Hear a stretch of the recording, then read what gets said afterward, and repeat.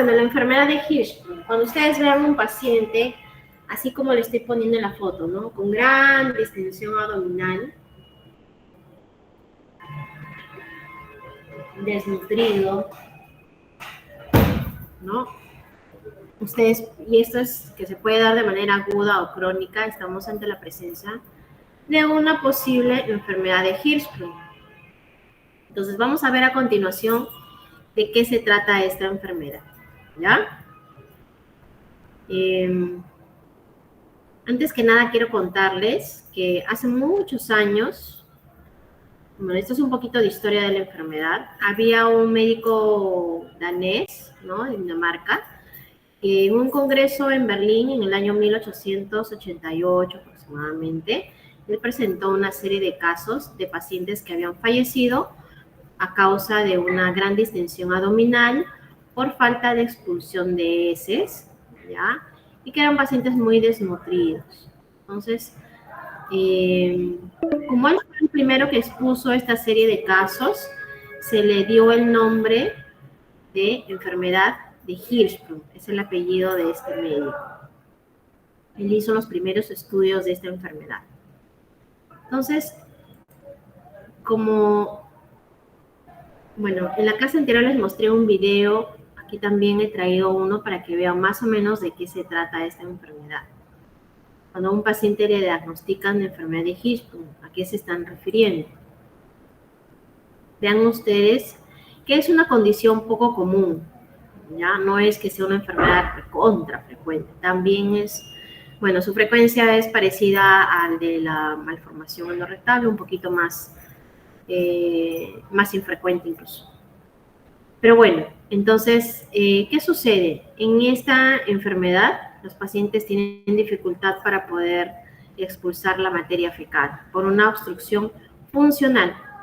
Ya no va a ser una obstrucción mecánica, como ustedes han visto en la malformación anorrectal, porque hay una alteración a nivel de la parte distal del recto, en el cual van a ver que las células que lo inervan, o mejor dicho, las células que se encargan de que el intestino se contraiga y haya peristaltismo en ese lugar, van a estar ausentes, ¿de acuerdo?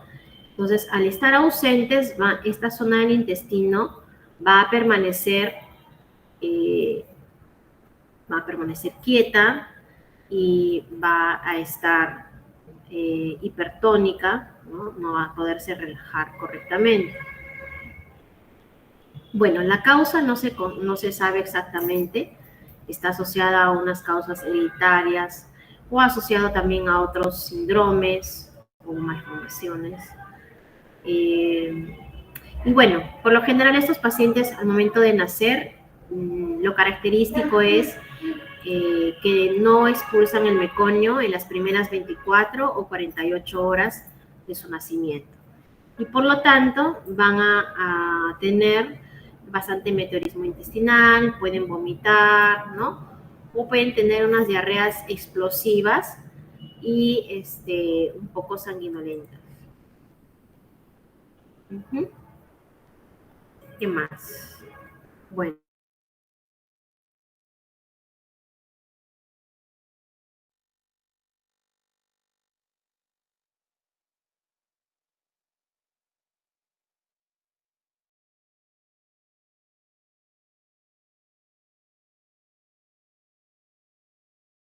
Intestinal están presentes o están ausentes. Entonces, en este diagrama ustedes ven el colon de un calibre prácticamente como que normal, ¿no? Pero en esta parte distal lo ven más angosto porque es un segmento intestinal que está hipertónico, no se puede distender porque no hay funcionamiento neuronal.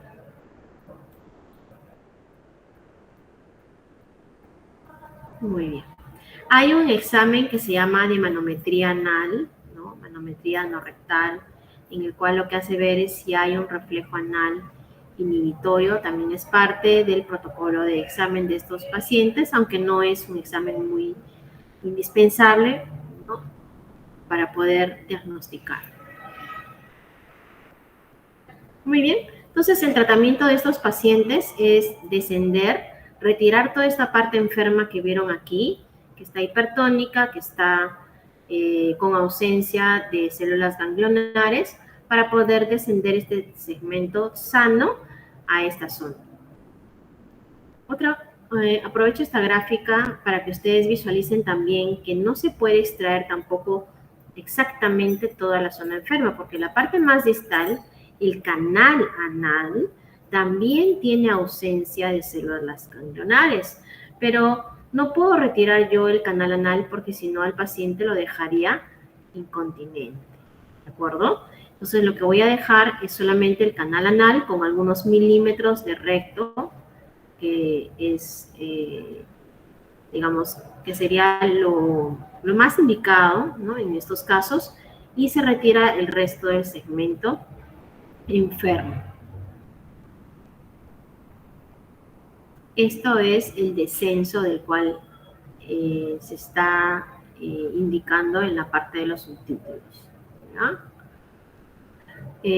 ¿Por qué ven ustedes aquí una sonda? Porque un paciente con antes de que se opere, y al tener la imposibilidad de poder defecar, al paciente se le ayuda colocando una sonda rectal, el cual debe de pasar la zona enferma para poder expulsar la materia fecal y el gas que se encuentra acumulados en la parte más sana pero dilatada del colon.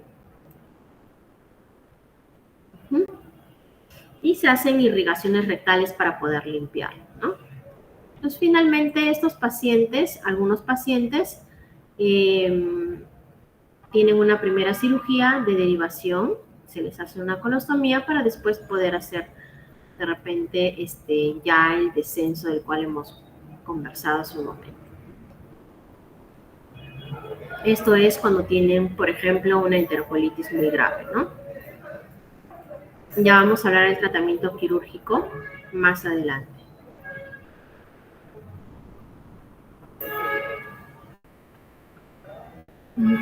Bueno, creo que ya esta parte ya lo hemos entendido un poquito más. Ya, entonces vamos a avanzar.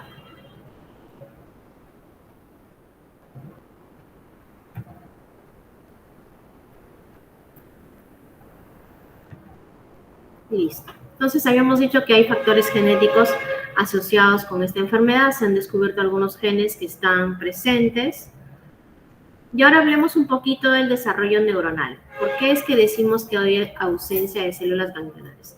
Retrocedamos a la semana 7ª hasta la semana 13ª de la etapa de desarrollo embrionario, en la cual ustedes saben que hay una etapa que se llama de neurulación, en la que estamos visualizando que se ha formado el tubo, ¿no es cierto?, el cual deriva del ectodermo de la cresta neural. Entonces, al momento de invaginarse para la formación de este tubo neural, también se forma esta estructura de aquí, que es la cresta neuronal, ¿no?, que se extiende desde la parte más caudal y lateral del tubo neural. Entonces, de este tejido que está derivado del ectodermo, yo voy a tener que comienzan a formarse células que comienzan a migrar, células neuronales hacia lo que sería el desarrollo del intestino primitivo. Y esto se da justamente entre la 7ª y la 13ª semana de gestación. Hay teorías que indican por qué es que falla esta migración neuronal y que sería por maduración precoz de las células ganglionares o bien que puede ser porque hay una falta de maduración. Entonces, inicialmente comienzan a migrar mis neuronas, ¿no es cierto? Migran en el mismo sentido en el que circula el tránsito intestinal, ¿no es cierto? Tenemos primero el yeyuno, el ilion, luego las células ganglionares van migrando hacia el ciego, el colon ascendente, el transverso, el izquierdo o descendente, el sigmoides y el recto. Esto sería lo normal. Pero ¿qué sucede si mi paciente tiene Hirschsprung? Entonces, llega un momento en el que las células están migrando, pero se detiene la migración a este nivel. Si se detiene a este nivel, todo el resto que me queda de intestino aquí, que sería el sigmoides y el recto, se encuentran con ausencia de células. Entonces, si esto sucede, yo voy a visualizar que finalmente mi paciente va a tener pues el recto y el sigmoides de esta forma, ¿no? Bastante hipertónicos, pero el resto del intestino, sobre todo la parte más distal, muy dilatado por el acúmulo de contenido. Y entonces es por eso que se presenta la enfermedad de diferentes formas, de diferentes tipos, y esto es porque el nivel en el cual se ha detenido la migración neuronal puede ser en diferentes sitios, no necesariamente tiene por qué ser aquí, pero sí es lo más frecuente. Lo segundo en frecuencia es que se detenga este nivel, más o menos es la flexura, el ángulo esplénico del colon, o tal vez, y son los casos mucho más raros, que se trata de una ganglionosis total del colon, ¿no? Que puede, la migración de células neuronales, de células ganglionares, se puede dar hasta la parte distal del intestino delgado, ¿no? Y entonces es por eso que todo el colon se ve de esta forma, bastante hipertónico. Entonces yo voy a ver que la longitud ganglionar, ¿no? De acuerdo a la longitud ganglionar afectada, yo voy a tener diferentes tipos de presentaciones clínicas, diferentes tipos de Hirschsprung. Y esta es la frecuencia. Es más frecuente que se dé a este nivel, a nivel de sigma, ¿no? En la parte más proximal del sigmoides o en algún tramo de este, ¿no? La afectación rectosigmoidea se da en un 70%.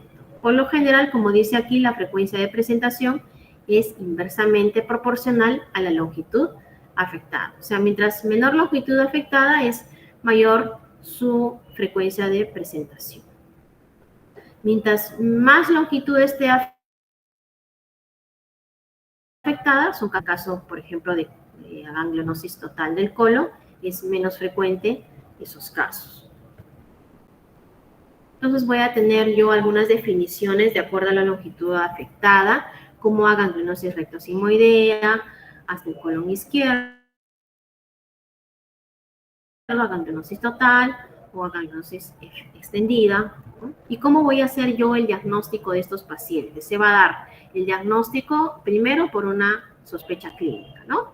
Después yo voy a hacer, si sospecho, pienso que mi paciente puede tener enfermedad de Hirschsprung, yo le voy a tomar un examen que se llama biopsia rectal. También puedo hacerle, luego que ya tengo el resultado de la biopsia, puedo hacerle un colon por enema, o en algunos casos puedo hacer, después de la sospecha clínica, un colon por enema sin pasar por esta etapa, ¿no? Pero se recomienda mejor seguir estos pasos, que le decía, sospecha clínica, tomarle su biopsia, luego un colon por enema, y la manometría, que también puede ser un examen auxiliar, pero no tan indispensable. Es importante que yo detecte que el caso de mi paciente no se trata de una obstrucción intestinal baja. Por eso es que debo de examinar con una sondita, ¿no? Si de repente paso la sonda y es que no pasa porque realmente hay un stop, ¿no? O es que realmente la sonda sí pasa y ya se trata de algo funcional, ¿no? Por ejemplo, este caso, ¿no? Que podría ser bien una malformación anorrectal, como una atresia, ¿no? Entonces, ya no estaría yo frente a una enfermedad de Hirschsprung, sino más bien ante una malformación anorrectal. Esta es una obstrucción de tipo mecánica, pero igual ambas me pueden dar un caso de distensión abdominal bastante prominente, por ejemplo, en un recién nacido. Y es que el diagnóstico diferencial es importante de realizar entre causas estructurales, relacionadas con la motilidad, y etcétera, etcétera. Hay otras varias que también se tienen que considerar. Entonces, como ustedes pueden haberse dado cuenta, esta enfermedad también se puede presentar con un espectro de manifestaciones clínicas que pueden ser de obstrucciones funcionales, desde un poco leves, ¿no?, hasta severas, ¿no? La obstrucción se puede dar de manera también aguda o crónica. Hay casos en los que se presenta ya con una perforación intestinal o con una colitis, de la cual vamos a hablar a continuación. ¿no? El paciente se presenta, como les dije hace un momento, con marcada distensión abdominal, ¿no?